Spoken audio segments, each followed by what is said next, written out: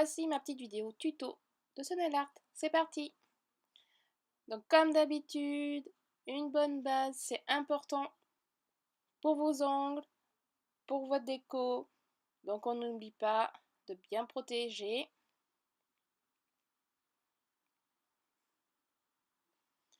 Je vais poser ce magnifique vernis It's Raining Men. Franchement, cette collection, c'est vraiment dingue, dingue, dingue. Regardez ces reflets. Franchement, j'ai kiffé ce vernis. Regardez-moi ça. Bon, la première couche, on voit pas grand-chose. En 2 couches, ça suffit. Quand j'ai vu comment il était beau, je me suis dit, pas possible. Il va falloir que je fasse une déco simple pour garder le plus beau reflet de ce vernis. Donc, j'ai décidé de faire une French. Donc, je vais vous montrer plusieurs méthodes. Donc, la méthode classique, on le fait si on est assez doué à main levée avec le pinceau du vernis, mais pas facile. Sinon, vous allez voir la deuxième méthode avec les guides AliExpress. Hop, on insiste bien sur les bords pour pas que le vernis passe en dessous et on va venir poser le vernis. Donc ça, franchement, méthode super facile, inratable. Donc si ça vous intéresse, allez voir mes hauls, vous retrouverez le produit dedans. Donc, du coup, voilà, je vous montre. C'est cela que j'ai pris.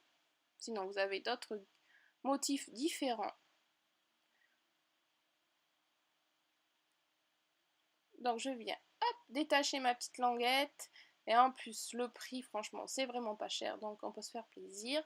Hop, alors, astuce, je colle et redécolle sur ma paume de ma main pour pas que ça soit trop collant, pour pas, au cas où, abîmer mon vernis en dessous. Je mets un petit point de repère pour bien voir le milieu de mon ongle et comme ça mon sticker, enfin mon guide est collé bien au milieu. Je vais poser ma deuxième couche et là on va pouvoir voir toute la beauté de ce vernis. Je nettoie au fur et à mesure comme d'habitude. Pour celles qui me suivent, vous avez un peu mes habitudes en tête. On passe aussi à la deuxième couche pour la French et on va pouvoir venir retirer le guide. Et hop, vous avez une French magnifique, bien nette. Et on va venir nettoyer. Ensuite, on va prendre une peinture donc blanche et bleue, un peu bleu marine quand même, pour faire du one stroke. Hop, donc comme d'habitude, on place ces deux couleurs sur le pinceau, on dégrade sur une palette ou moi une feuille d'alu, ça marche très bien. Et on va venir faire la fleur au coin de la French, comme ça reste assez simple, assez délicat. Voilà, c'est pas trop chargé, c'est ce que je voulais. Donc le one stroke reste une technique assez complexe quand même. Donc bon, quand on est débutante, c'est pas facile. J'ai mis un moment avant d'y arriver. Donc pas de panique pour celles qui commencent à peine. Entraînez-vous, entraînez-vous, entraînez-vous.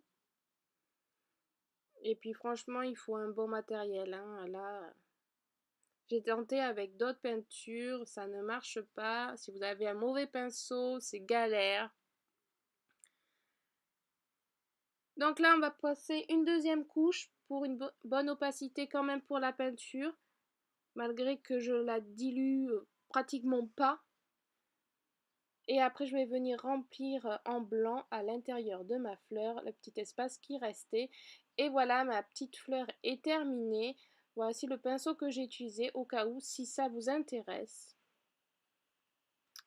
Et là, donc j'ai pris le pinceau tarte aux fraises de détail en fait. Et je vais venir faire de très très fines lignes pour former un quadrillage. Donc là, par contre, j'ai dilué vachement ma peinture pour que ça se fasse des traits fins. Alors, désolé la caméra, pas facile de vous montrer ça. Mais bon, vous faites un petit quadrillage, vous savez faire. Et voilà, donc je vous ai pas montré, j'ai fait des petits points avec un dotting tool pour déterminer ma French. Et je vais faire des petits points aussi par-ci par-là sur mon quadrillage pour faire plus joli. Donc bien sûr, j'ai terminé par une bonne couche de top coat pour faire durer et briller mon nail art, que franchement j'ai adoré. J'espère que vous aussi vous l'aurez aimé. N'hésitez pas à vous abonner, à me rejoindre si ce n'est pas déjà fait.